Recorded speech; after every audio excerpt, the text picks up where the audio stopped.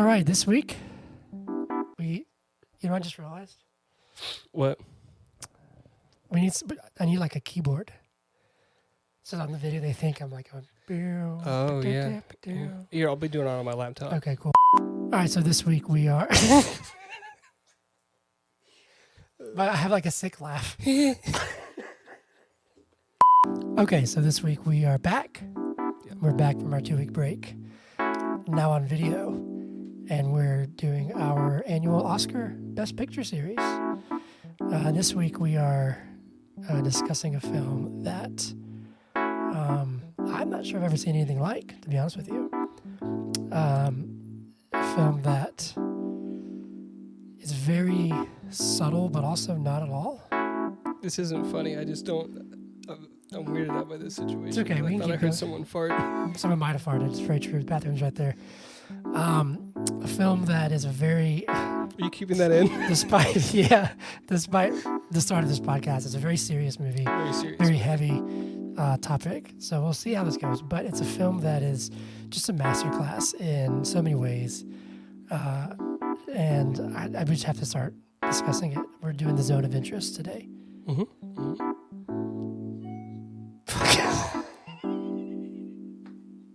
Just leave it. Your turn. This is where you talk. But Hunter, I feel like I need a serious face. Give me a second.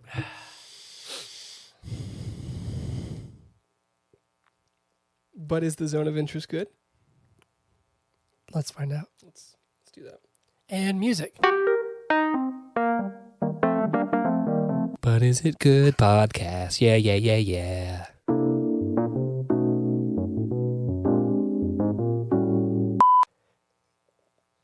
I'm not sure where to put this part.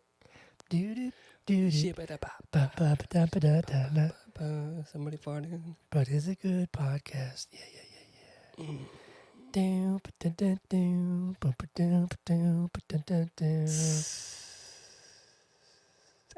All right.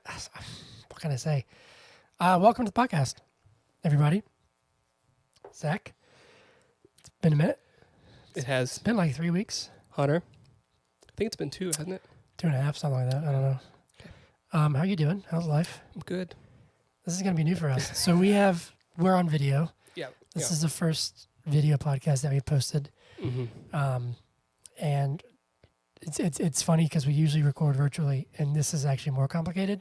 This is more complicated. But we're going to do it. We're going to do it, and it's going to be awesome. Did you have a nice break? I did. Yeah. Did you have a nice break? I did. It's been good up until the past few days. Okay. Yeah. Yeah. If you can tell, I'm getting over something. Mm-hmm. I've tested for a million things multiple times, so I'm not contagious. Good. I don't have COVID. Good. But if I have a weird laugh, cough, or something like that later, it's because I'm getting over something. Or if you had one in the intro. I've already had one. That's true. Cool. Well, please like and subscribe. Are you going to stare at... I made a face. You can't... Oh. They can see now, though. It's funny. Yeah. We're doing the Oscars. It's one of our favorite one of our favorite series. Yeah, this is. We always start the year off doing the Best Picture nominees that we haven't already seen. That's right. important to note. This year we did pretty good on the front end. Yeah, we did 4 already. 4 or 5, yeah. Because there's 10 nominees. And we're doing 6. okay. So this week we're starting things off with the zone of interest, and it's what a way to start.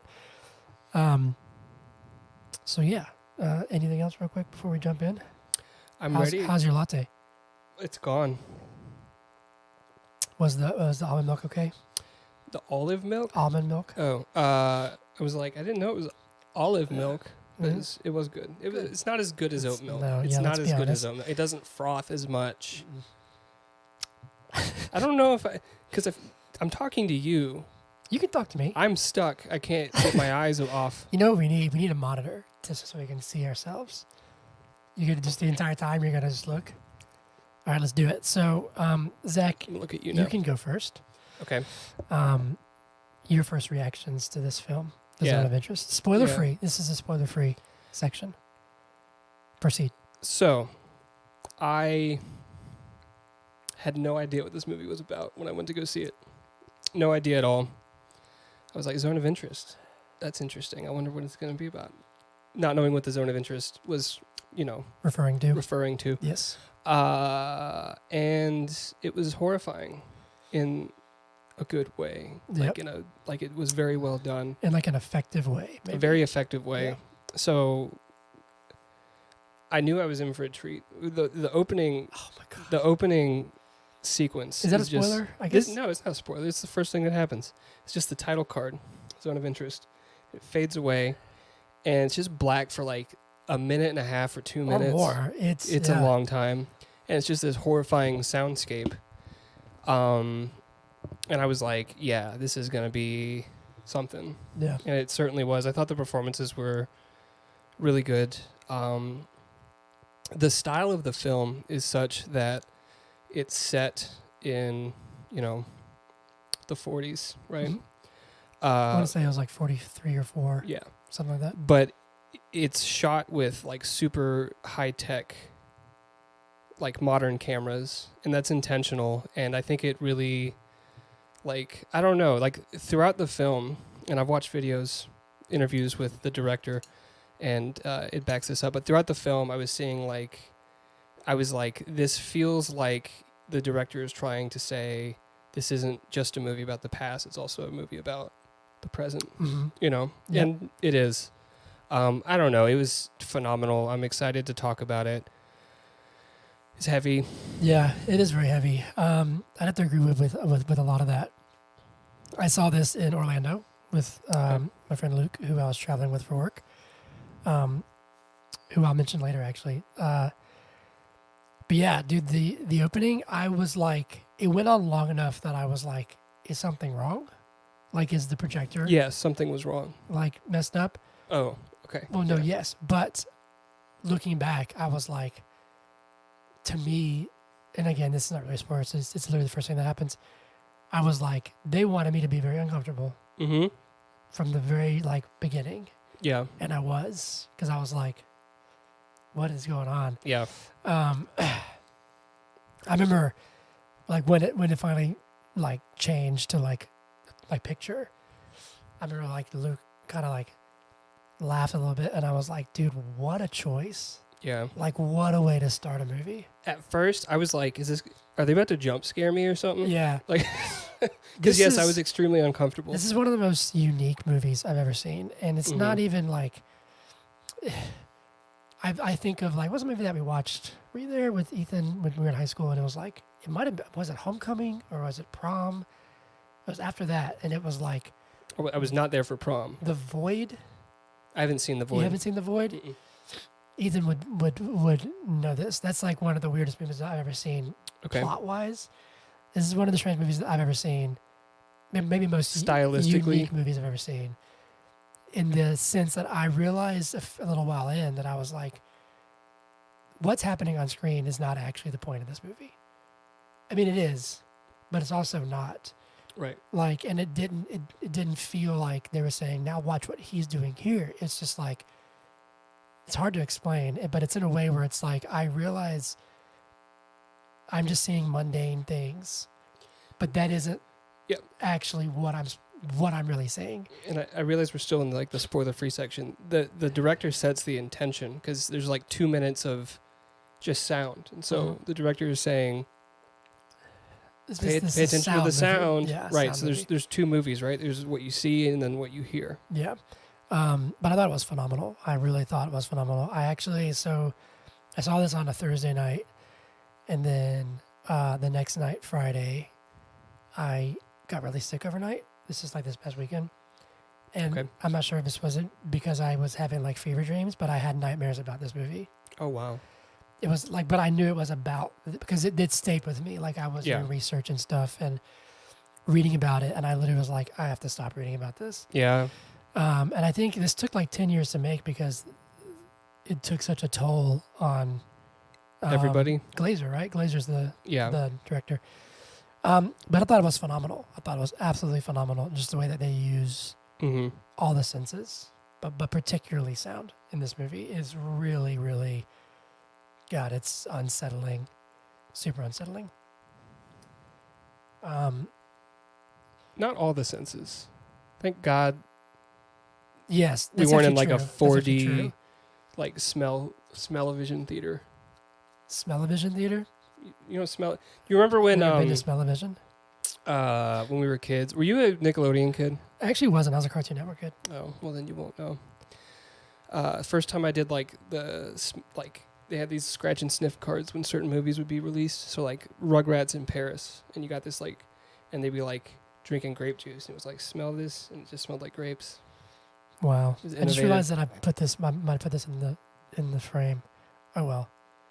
If He you guys has listen a to this, baby, y'all. if you guys listen to this podcast, you know that I have a 2-year-old and he's waking up. Mm-hmm. Anyway, shall we jump into spoilers with movie in a minute? Yeah, let's do it. It's your Yeah. episode, so I'm following your lead. So whatever you want to do. Hot shot. Amazing.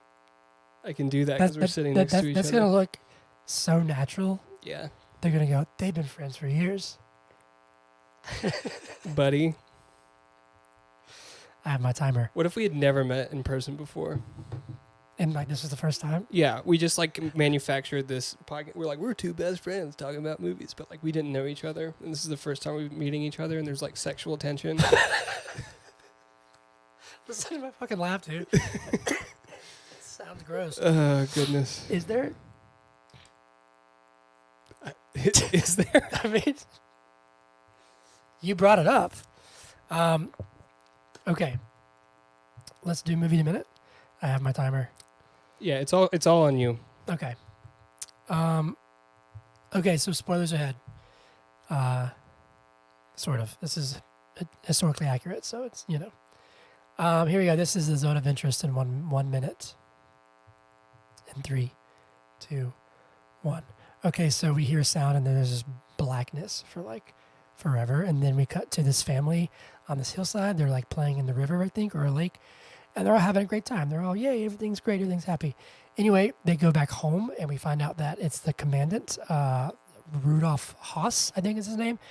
And their house basically shares a wall with Auschwitz. He's the commandant of Auschwitz. And we kind of see him living his life and building this dream life for his family and his wife. They have their garden and their kids are growing up. Meanwhile, across, over the wall, we hear screams and gunshots and we see the smoke from the crematorium and all this horrible, horrible stuff. He gets transferred somewhere else and his wife's like, I'm never leaving because this is the perfect place. We're so happy here. He goes off and makes a plan for the Fuhrer and then gets transferred back. And then he's walking down the steps and almost tries to throw up, but he won't let himself. And then we see the future and they're cleaning the museum and then he comes back home. That is it. That's everything. That is the zone of interest. Okay, let's do it. Yeah, let's talk about it. Where do you want to start? Sorry, I need to keep an eye on this, I guess. Just put it right there. Make him a guest on the I episode. guess. Hollis says I guess in the podcast. Oh, he's hiding. Look. Does he do that? Yeah, sometimes he covered his face up with his blanket. Maybe he sees a monster. He actually does talk about monsters. Actually, when I went upstairs to put him down, this is great content, just so everybody knows. I apologize. Look at him. He's so weird. He's such a weird little boy. You don't do that? All the time. Sometimes I'll just sit in the bath with all the lights off. Just be like, I've told you this. Why you you know this? I've told you that, right? Yeah. Dark baths are the Dude, they're the best. yeah. So why'd you laugh at me, you bitch? Just because the way that you phrased it. Okay, so the very beginning. Now that we can, I guess, talk about it, spoilery, I guess. Mm-hmm. Just to reiterate, the beginning of the movie is such an interesting.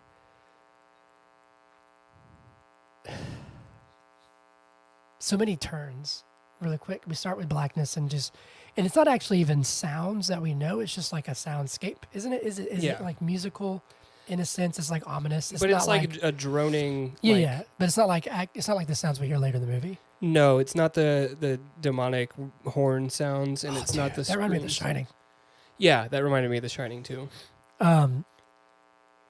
But this sets this mood of like super uneasy, dark tension in you. and then I think there are screams, but they're sort of like mixed in. droning. Yeah. Because I thought we were in hell. Yeah. And that probably is the point, actually, Yeah. I would say. But then we cut to like this beautiful, like scenic hillside by this river. And this family is playing in the river and they're having fun. Gathering berries. And like they're all just joking around, and Mm-hmm. it's a really nice little scene. And so the first things we see of this family and of Rudolf Höss is the like family man side, the like really, This feels like a little slice of life German family in the Yeah. countryside, right? it's very strange because then we see this movie is so what Mid sentence. this movie is so This odd movie's so because it almost in a way like shows this weird view of their humanity. mm-hmm. You know what I mean? Yeah. Because when you like describe it, oh, this man's trying, or this man and his wife are trying to build a nice life for their kids. Well, it's obvious that Rudolph and his wife, Hedwig, Yes. have fully bought into this fascist ideology. Mhm. And so to them, there's nothing wrong with what's going on the other side of the wall, Yeah. right? Equally, their children presumably were brought up, around that or were there at a fairly young age, because it seems Yeah. like they're just like the kid who's like going bang bang Yeah, at yeah, night he's- when the yeah. when the booms are off in the distance, right? Yeah. And so it's something that they've just fully bought into, and so to them there's nothing wrong with it. Now when Hedwig's mom comes to visit, Yes.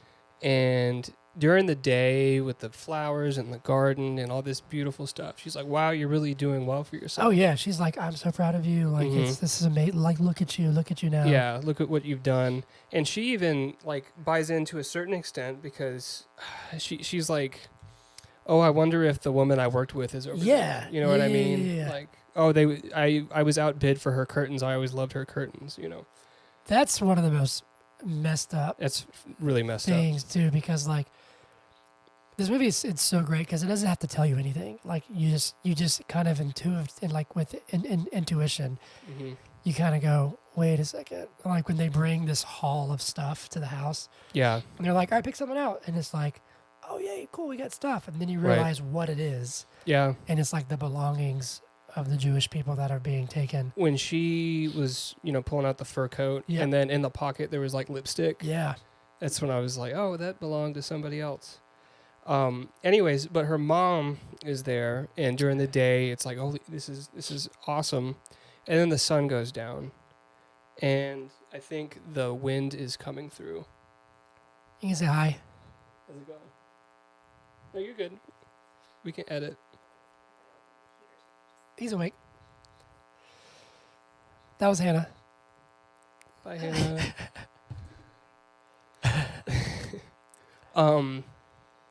I think the wind comes in the window, and like Yeah. they can smell what's going on, so that she closes the window, but she can't fall asleep because of the horrible screams, which are present during the day. They're just not, I guess they're in the background because there's other stuff going on, right? There's Yeah, the beautiful like, scenery, and look at their beautiful home, and oh my goodness, the children are so well behaved, and they've got this, the dog is innocent. If anyone's innocent, the dog is The innocent. dog is innocent.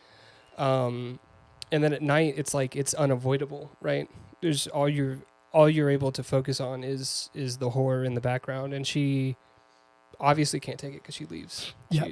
Without even, I think she leaves a note for Hedwig. She leaves a note. We never know what it says. Yeah, and Hedwig. Hedwig didn't like it because she burned it. Hedwig is obviously put out by it. Is it But Hedwig or Hedvig? Do you probably think? Hedwig, but I don't know. I don't. Not an owl. A human woman. Yeah.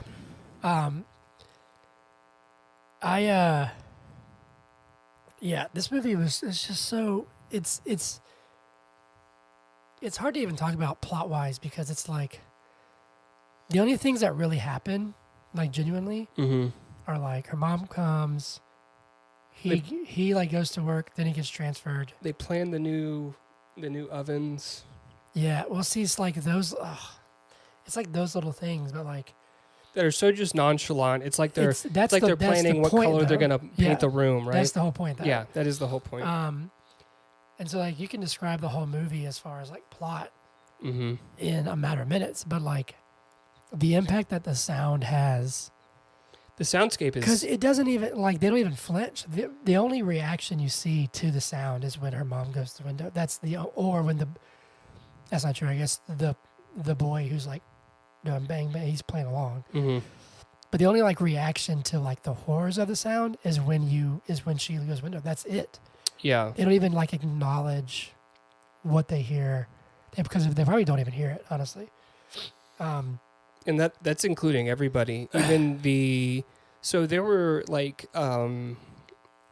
servants in the house. There's like 5 kids, I think, Yeah, and then like 2 or 3 servants. 2 or 3 servants. And the mom says that they're Polish.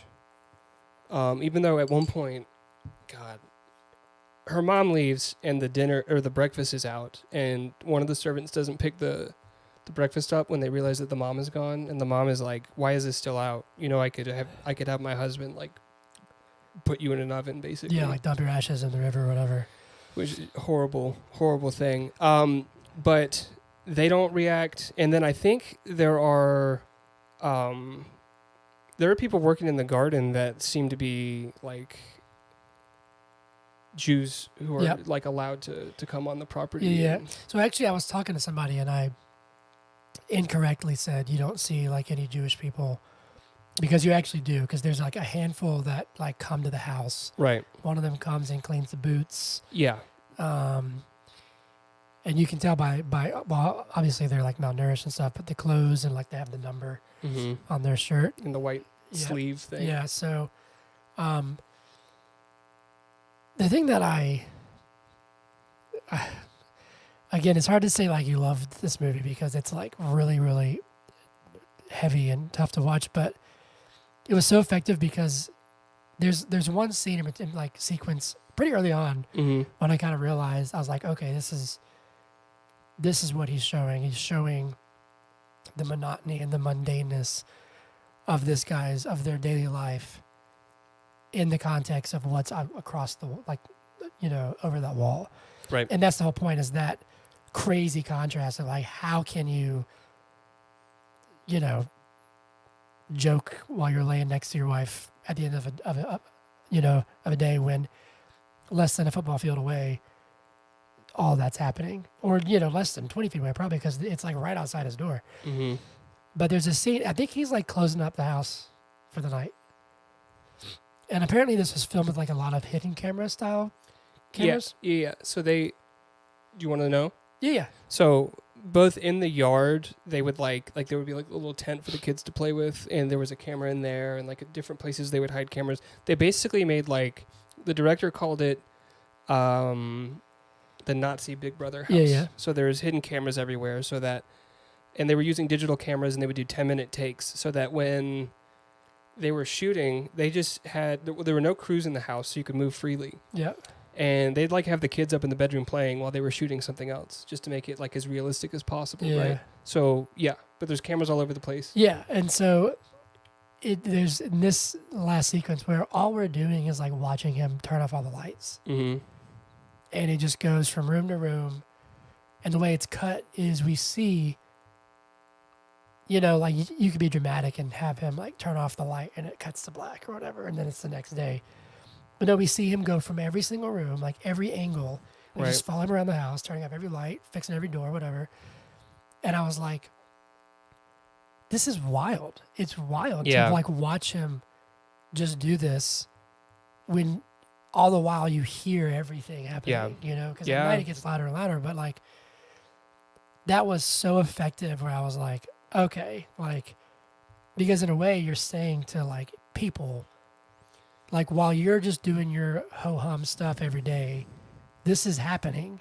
But not just that. So that night, he's outside and he's walking back into that. I think he was out in the garden doing something. He's He walking goes and up, like smokes his Maybe. cigarette, I think. Yeah. maybe, but it's very loud. When he comes in his house and closes the door, it gets really muffled. So it's like there's separation, like their protection from it. And then I think as he's turning off the lights, it's getting louder. Like the volume is increasing. Yeah. So it's like you can't avoid it, you know. It's wild. That was such an effective way to like demonstrate it to me. Mm-hmm. You know, just kind of being like, I don't know. And there's so much space in this movie. I thought the framing and stuff was so good. So cool. One of the reasons it took so long, so first of all, Jonathan Glazer did a lot of research before even deciding on, he wanted to do a Holocaust movie, but he didn't want it to be cliche or like, not like glorify villains in the Holocaust, but like make them these like mythic figures almost, and like make them like romanticize it or evil, something like that. You know what I mean? Like he wanted it to just be clear cut, like living their life while this is going on in the background. And I mean, they do this in many ways. One, any take where they show any like excessive emotion, he would, say like, no, we're not going to do that. You're emotionless. You're, just living your life with your kids, doing your thing. And then that's going on in the background. Another way, they made the decision that all the shots would be framed, just like center frame, medium shot, no long shots, no close shots, nothing like that. Just, they wanted all the shots to be exactly the same, pretty much. That's so wild, man. They also, God, what was her name? Give me 1 second. You're good. I I was thinking of something, I forgot what it was. Whoever did the sound, who is Mica Levi, did the music, and so she wrote like a full score for the movie. You notice the movie had barely any music at all. Yep. They used the music to like pace scenes, and so the movie was sort of paced in that way. But as they went along, they started adding the horrifying sounds in the background, and the more that they were adding those, they started taking music out. And so there was almost no music in the movie at all because of that. Yeah, but it's a really interesting way that they went about it. Well, it's funny because when I was thinking about it, I was like, I doubt they had any sort of on-set sound effects because it's almost more effective if they shoot it in silence and then you just add them in the background, because then they can't even react to them. What'd you think of the red screen? Like when it was an interesting choice. I forgot when it even came up, but I think is that when the mom's looking out the window? Is that what happens? She took her mom outside and they were looking at the flowers, and then it like focuses in on a rose and it gets closer to the rose, and then it goes red. And the music, and you hear the wah, just like the droning sound. I think it was. I mean, what do you think? What do you think it? I don't know. Like I loved it. I thought it was really, really cool. I thought it was really effective in the sense of like, I mean, for me, it just gave this sense that everything there is like just soaked in blood. Okay. That's kind of how I took it. I think it was meant to to break up be like, by the way, this is going on, right? Yeah. I know it was like a super late edition, so they were pretty much working on the film up until it was shown at Cannes. And this was like a few days before Cannes. They were like, why don't we just throw a red screen and make some horrifying noises? Good choice. It was a good choice. So before we move on to like his transfer and stuff, we do get the thermal sections. Yeah.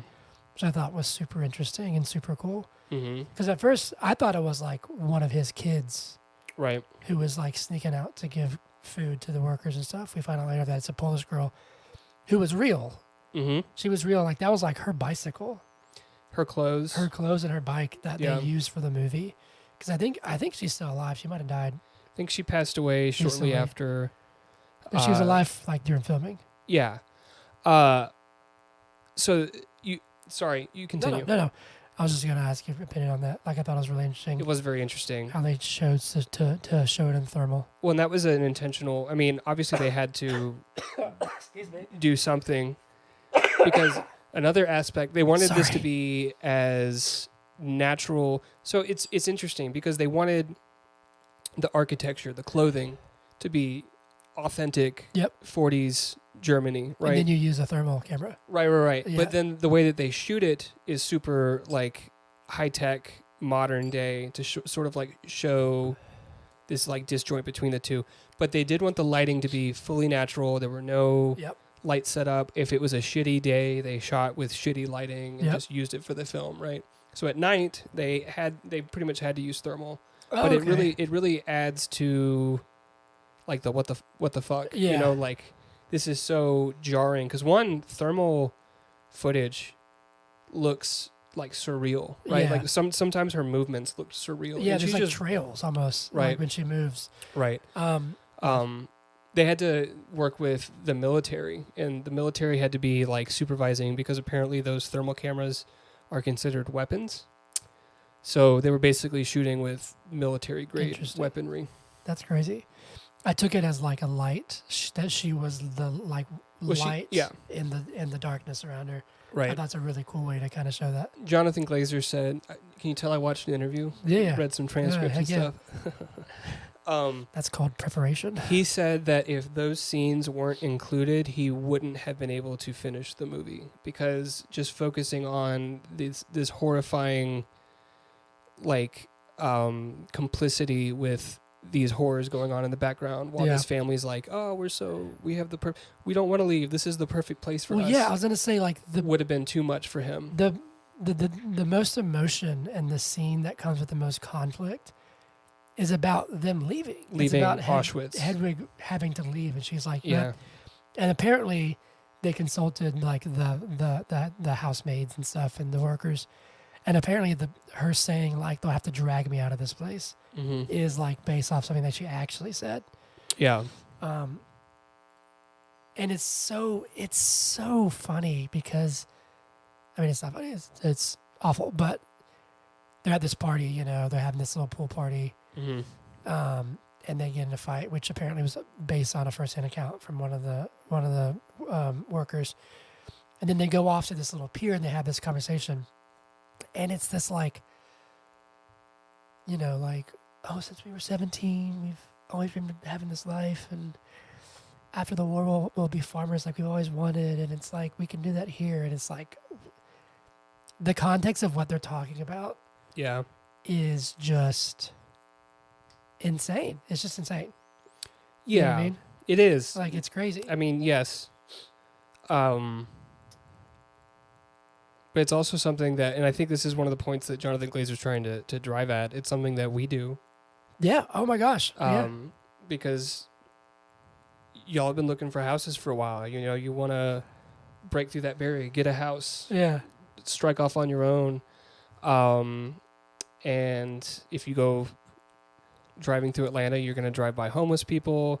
If you turn on the news, you're going to see awful things happening in different parts of the world. Yep. And we put up that wall and we turn the news off, or we look at the light instead of looking at the person that's like right next to our car, right? So we put up those walls, and I mean, well, it's hard. It is. I don't want to equate being the commandant of a concentration camp with driving past a homeless person in the city. Yeah. But while we might not be the ones like Höss is a huge player in what's happening in causing that, but in reality, while you might, and use, you know, metaphorical, me, you, whatever, might not be causing something, you could be doing something. Right. You know, but it is so much easier for us, not just as Americans, but just as people who are not in that situation, just to be like, oh, but I have my problems. Right. And that's true. Like, that's not meant to, like, diminish somebody's struggles that they're going through. But, you know, there's things going on now in Gaza and stuff that's like genocide. Like, that's, and it's like, if you look at the news cycles, that's starting to get pushed. Right. You know, because it's like the attention span of the world is like, oh, this is so awful. And then it's like, okay, well, what else you got?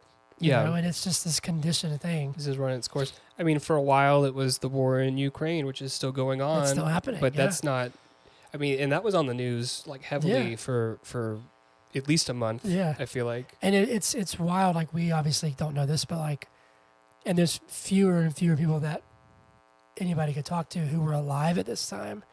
But it would have been wild to see like what the news cycle was during this. You know, like what I guess what at one point what all was known. He's got the radio on and they're talking about football. Yeah. Yeah. You know? Yeah. It's just crazy. It's a non-issue. It's just crazy. And I think the most horrifying part of this is like the matter of factness that they talk about stuff with. Right. Like, it's not like this load can be cooling down. Yeah, and that can be heating up. Right. You know, and it's not even like, I think it's crazier to me that they don't even talk about Jewish people or anybody like there's some monsters. Right. It's just like this afterthought of like, you know, they need to get removed. It's crazy. And then he gets transferred because he's so good at his job. Gets transferred somewhere else. Well, he kind of gets transferred for political reasons. So it's almost like it's almost kind of a demotion from his point of view because he wants to stay where he is. He's like built something there. There's a legacy of being horrifying, and he wants to. But to him, it's like efficient or something. Right. You know? Yeah. So yeah, he gets transferred to like. Seems like base camp. I don't know. Like. Yeah. Seems like HQ. Oranienburg is what it says. Okay.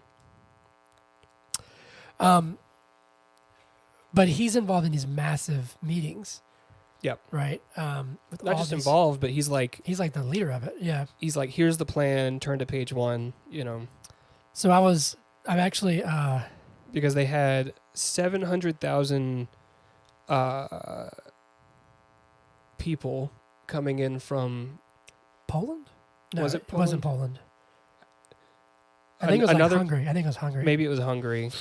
So they were talking about the logistics. Yeah, Hungarian Jews. The logistics of selection for labor camps, and then what to do with the rest. And he's like in charge of that. Right? Yeah, and so if you go on like Wikipedia and stuff, it talks about he makes one little off comment about like, I think they're going to name the operation after me. And if you click on it, it goes to this link about like mass transports, and they're called like death marches, basically. Yeah. And it essentially leads to what they call the final solution, which is like they had a plan. Wasn't the final solution already being implemented? Yeah, but like to wipe out all of them. Right. And it's just to be like, yeah, like I got, and it's just crazy because when he gets the promotion to come back, right? It's so strange because he calls his wife, and it's like, on paper, the scene is a husband calling his wife, and they're both excited because he gets to come back home. Yeah. Context is everything, I guess. It's just crazy because like what they're talking about is, you know, fortunately the war ended. It didn't come to pass in completion, but like it's just crazy. You know, like when you take this movie at face value, or like take a part of it out of context, it's just kind of like, oh, they're just living their life. But in the context, it's just the most messed up thing you could imagine. And then we get this closing sequence where he's walking down the stairs in this like, it's obviously either really late at night or very, very early in the morning because it's dark. Well, hold on. So he has that line of he's at this giant party. Yeah. And it's like for him, I think, right? It may have been. Yeah. But his comment is, all I could think about was the logistics of the like most effective way to gas everybody. Right. So that's not to say that he wanted to kill everybody. I think it was more so he can't separate from work. Yeah. Right. Like that's he's just always thinking about like what's the best way to do this. Right. Continue. Sorry. So it's either late that night or early the next morning. He is walking down the stairs, presumably leaving the building, and he almost throws up like 4 or 5 times. So obviously his body is like rejecting what he is complicit with, even though, you know, he swallows it and goes on. But all of a sudden he looks down this dark hallway with a tiny light at the end of it, right? And then it cuts to present day. I think it's like that door opens, right? Is it that way? Maybe. Is that what happens? Maybe. But it's like present day. But it's present day, and it's like it's a Holocaust museum. Yeah. And everyone is going about their daily routine, mundane tasks, vacuuming, cleaning the windows and all this. And there's a separation between what they're doing and the horrors of what has happened, right? Because there's all these shoes and suitcases. Did you pick up on that? Yeah. That's I didn't actually take it like that, but that's really interesting. Think about it. Yeah. I mean, there's still there's like still a barrier. separation, and they're not looking at what's in the windows. That right? is true. Oh, I didn't think about that. They don't even look up. But also, it's they don't look up, and so we get that, and then it cuts back to him. And then he turns around and goes the other way or whatever. And like, he goes down and like, descends into darkness. And like disappears into darkness. Such a good way to end it. Yeah, but so yes, I think that the cut to present day was trying to show, how we still put up those barriers because we can't face the horror of what happened. Or what like society is capable of. But also the fact that he looks down the hallway and it's almost like just this perpetual darkness, but at the very end there's light. It's almost like he's looking into the future and he knows how he will be viewed by history. Yeah. And he decides to descend into darkness anyways. Yeah. Right? He ends up getting executed. Yeah. Like he's hung like right outside of Auschwitz. Rudolf Höss. But so I took it, that's really fascinating. I like that a lot. I took it in a different way. How'd you take it? That I think is also interesting. I think that they can both work. That so I took it as like, so he like dry heaves, and then spits.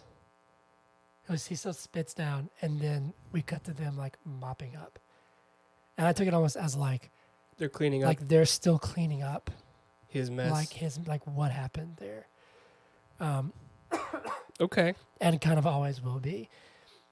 While also maybe trying to preserve, obviously, that's what a museum is supposed to do, is preserve what happened. Yeah. But that's still an interesting way to think about it, because when I think about it, no one's looking up at stuff, no one's looking at what happened, and it's empty. Right. Too. Well, it seems like probably before they're open. Still, though, that's probably not an accident. Right. Anyway. Yeah. What way to end it? Yeah. It almost gave me, it's different, but it reminded me that ending sequence almost of the end of Killers of the Flower Moon, where it's like, now this is like for entertainment purposes. Oh, yeah. Like this story. So the museum, if it had shown like it was full and people were like, whoa, wow, you know what I mean? Yeah. Maybe it would have gone more in that direction, but it was empty. So now I'm thinking, you see what I'm saying? Yeah, I do. But yeah, what a way to end it. And then everyone else left the theater when I saw it, but I just sat there and listened to like the closing score. I wasn't watching the credits. I'm not really a credit watcher, but I was just listening to the closing like soundscape, and it was just as horrifying as the beginning. Yeah. I mean, it's horrifying throughout, The only time you get any reprieve from that is when you're literally at like a Nazi HQ at a party. Yeah. It's wild. Or when he's down in that tunnel, which apparently that tunnel that he goes in when he's like washing his dick. Yeah. Oh yeah. For like that's a whole thing. Right. That was attached to Rudolf Höss's like actual house. They didn't use his actual house because it was so old and like decrepit that they couldn't remodel it to make it look new. Because they wanted it to look new, right? They wanted it to be like within that time period. But they did use the tunnel that was underneath. Apparently there was like a tunnel going from the house to some other building or something. That's nuts. Yeah. I forgot about that part. Anyway, we can wrap up with this because that's kind of actually the whole movie, really. Mm-hmm. So Zach, you have to ask me. So Hunter. Yes. But is the Zone of Interest good? It is phenomenal. Yeah. This is a doozy. This is something, and like not just content wise, but the filmmaking and aspect of it is pretty insane. Are there any other? So any of the other Best Picture nominees, are any of them foreign feature films? Is Anatomy of a Fall? Yeah, the girl who plays Hedwig is in Anatomy of a Fall. Oh, cool. That'll be really cool. Yeah. We'll have to see when we watch that, but I mean, I don't see this losing Best International Feature, you know. Well, I think what's funny is that I heard that Anatomy of the Fall isn't actually up for Best, Really? Best French film because the director made some comments about the French government, and so the government, like, they didn't. Well, not Best French Film, but Best International. Yeah, but they did, like, but from France, whatever. They didn't like. Oh, I see. Submit it. Okay. I think got the Best Picture nod. Okay. Anyway, I keep looking at that. It's no, not. no, yeah, it's dead. So we tried. It died. Just so people who were listening know. Yeah, the We'll figure camera's it out. dead. We're trying. I thought it was gonna work, and it did for about 30 minutes. Mm-hmm. I wonder if that's the camera. The what's it called? SD card. I wonder if it's The moolah. Doesn't matter. Yeah. Honestly, Hunter, I wonder if even if we record in person, Just do Riverside. yeah, and just like the phone camera works great. So if my phone camera, your phone camera, we can still record audio locally Yeah, maybe. and then just use because it works really well. We'll and then you figure can boom, boom, boom, boom, boom, boom, boom, boom, boom, boom. Yeah. That's the camera shot going back and forth, It's called cutting. which may require some effort, Yes. but I can It learn will. how to do that. That'd be fun. Cool. Anyway, it's a great movie. It's a good movie. Should we do Every Movie Sucks? Yeah. Every movie sucks. Every movie sucks, sucks. but not this one, even though some people think it does. Let's find out what they said. Gotta find reviews. Reviews. Yeah, you know, I apologize, everybody, because it's been a day. And, you know. Let's see. Here's one. This says, half star, Sophie, what a load of nonsense. Mm-hmm. Is it nonsense, though, or is it just historical fact? Yeah. Julian R99 says, great cinematography and bits of audio. Bits? Anyways, but I must not have been the target audience because this is by far the worst movie I've seen in memory. Let's see here. Half star, J Worth H. I was nauseous the whole time. Is that because of what I was talking about? Maybe. Yeah. That might have been effective. Right. Brennan Olin says, thoroughly bored throughout. Not my style of movie. Nothing happens. Here's a good one. Half star, and then this is my last one. Dylan R. Dumb, pretentious trash. Dang, Dylan. Let's see what he likes. What do you like, Dylan? Dylan. don't know Danny any of these OG movies. said, nobody in the crew understood that you can move the cameras to tell a better story. Well, Danny OG didn't realize what they were doing. This Dylan R. gave Zone of Interest a half star, Poor Things a half star, Oppenheimer 2 stars. What do you like? I bet it's a Marvel movie. What's the top rated? Gave Wonka 1 star, which is fine. Gave School of Rock 3.5 stars. Let me find Dylan. Where are Lord you? of the Rings, Return of the King 2.5 stars. You are the worst. Boy and the Heron, 1.5 stars. Dylan R. Flower Moons 3 stars. Sorry, we're just going down a rabbit hole. Shutter Island 3 stars. You think Shutter Island's better than this? I like Shutter Island, but come on.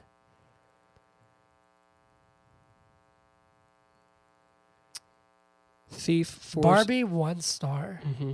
Thief 4 stars. Yeah, that's Michael Mann. This is his review for Barbie says, societal expectations and difficulties with living is not a women problem. Something everyone goes through. It's not funny, and the opening scene is disrespectful. Not sure we'd be friends, Dylan Dar, but that's fine. Shindigs? Shindigs? Shindigs. Shindigs. I got a ton of news because it's been so long. Here we go. Ready? Mm-hmm. Let's dive in. Holy crap. Carl Weathers passed away today. Yeah. Like it just happened. R.I.P. Geez, we got a new trailer for Back to Black, the new Amy Winehouse movie. Mm-hmm. Go on. I watched the trailer, and the actor portraying Amy Winehouse doesn't really sound like Amy Winehouse. I mean, I don't know. Yeah, we'll see. I'm not really into those Elvis. Yeah. You know. They've been making a lot of them recently. Stranger Things begins production on its final season. Caitlin Dever is cast as Abby in The Last of Us Season 2. Mm-hmm. A Mandalorian and Grogu movie is in the works with Jon Favreau directing. I don't know if that's new, but I wrote it down. Universal has dethroned Disney as the highest grossing studio this year. Marvel is rumored to be wanting Nick Cage to return as Ghost Rider. Okay. Ghostbusters, Frozen Empire, and Godzilla X Kong have both been moved up a week on the schedule. Superman Legacy is set to start filming in March. Okay. They've also cast Millie Alcock as Supergirl in the DCU. Stephen Yeun is going to reunite with Minari director Lee Isaac Chung on a new film written by Flower Moon's Eric Roth and produced by Bong Joon-ho. Oh, that sounds exciting. Yeah. Martin Scorsese plans to direct an 80-minute film about the teachings of Jesus. Okay. Dakota Johnson's Madam Web suit has leaked, and it looks like Sony is The suit leak? the suit like the design leaked. Oh, okay. Okay. And it looks was like, it's Whoa. made of rubber, and it's projected to debut financially worse than Morbius. Cool. I think it's amazing. I bet, well, we'll see how bad it is. If it's bad enough, I bet it'll do okay, because people, We'll see. you know. Top Gun 3 is happening, and I'm over this. That's what I wrote. Why? 'Cause- Hold up. You really liked the Top Gun sequel. I did, We both but did. Stop. Be done. I don't need Top Gun 3, and what's that movie? Edge of Tomorrow 2, and Mission Impossible 87. Okay, so you hate Tom Cruise. I don't hate Tom Cruise. You don't like Tom but Cruise. he's usually been one that's been good about not running his franchises into the ground. Mission Impossible has been going on. But they've gotten and they've better and better. all been, well, not better and better. The third one is like widely known as being like The best. poo-poo. Oh, I haven't seen the third one. When's the last time? Let me ask you a question. Okay. Give me Tom Cruise franchise entry that hasn't like been high quality in the past 5-10 years. I can't. Okay, so what's the issue? Because now he's bound to have one. It's not like they're making Black Adam 4. Fair. Whatever. Moving on. You know. Paul Thomas Anderson is going to direct Leo DiCap. That's Leonardo DiCaprio. Sean Penn and Regina Hall, a new film. We already talked about Marissa Abela, who's starring as Amy Winehouse. Mm-hmm. Anya Chalotra has been cast as the Wonder Woman villain Cersei in Creature Commandos. Okay. Dolph Lundgren believes Jason Momoa got spooked by the Amber Heard situation, and it caused reshoots, and says the original Aquaman 2 was quite good. I still haven't seen it. Have you seen it? No, I haven't. Daisy Ridley says the next Star Wars film will take the franchise in a different direction because everyone loved that last time. She didn't say the last part. That was me. Yeah. Disney's Searchlight film Magazine Dreams, starring Jonathan Majors, has reportedly been shelved. Will not be released. Okay. Shazam's David F. Sandberg and Gary Dauberman have signed on to write and direct a PlayStation horror game Until Dawn. Well, write and direct an adaptation of that game. Okay. Jafar Jackson is playing his uncle, Michael Jackson, in a new biopic. Got a first look at that. Jon Stewart is coming back to the Daily Show. Margaret Qualley, Chris Evans, and Aubrey Plaza are going to star in Ethan Coen and Trisha Hook's Honey Don't. We got our first trailer for the new Roadhouse movie. Hell yeah. With Jake Gyllenhaal and Conor McGregor. Tim Burton has revealed that Beetlejuice 2 has wrapped filming. John David Washington is apparently being eyed to replace Jonathan Majors as King. And Ben Affleck is returning for an Accountants sequel. And I'm not going to go over all the nominees, but the biggest news was Greta Gerwig got snubbed for Best Director, and Margot Robbie did not get nominated for Best Actress. Yeah. Okay. So I think Greta Gerwig is more of a snub than Margot Robbie, personally. I love her in Barbie. I don't think it's fair. I don't think it's fair to say either person was snubbed until or unless we've seen all the other films that were nominated. So all the other directors and the work that they put out, all the other actresses that were put in that category above Margot Robbie. So I don't really have an opinion on that personally. I will say, like, my opinion, like the sound editing, I was like, oh, Oppenheimer. Now I'm not so sure. Yeah. You know what I mean? But that's news of the week. There you go. What's your shindig? Oh, I don't really have any Braves news. I've been watching Sopranos. Oh, yeah?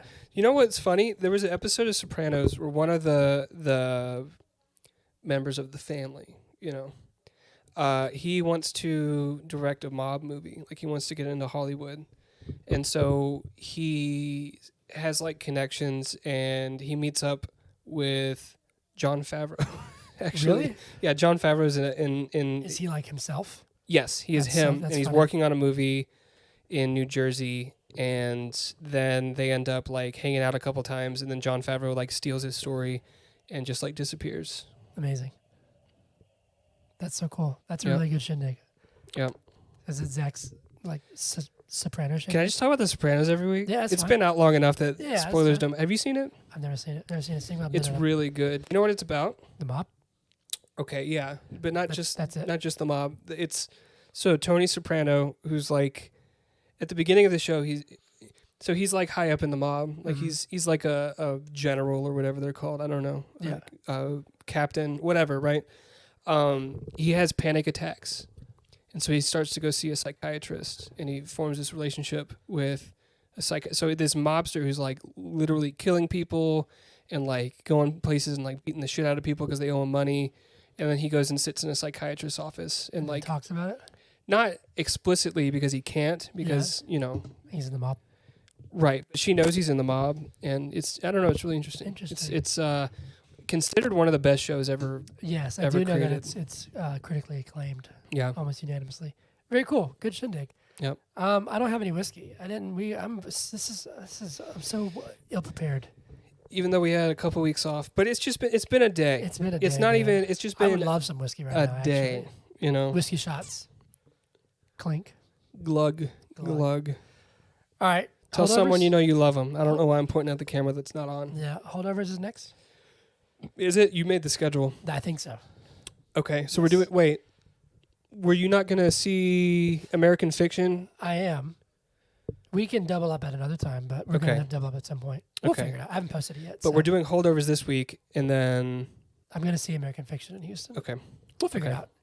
It was fun. Yeah, I'm having a blast and a half. All right.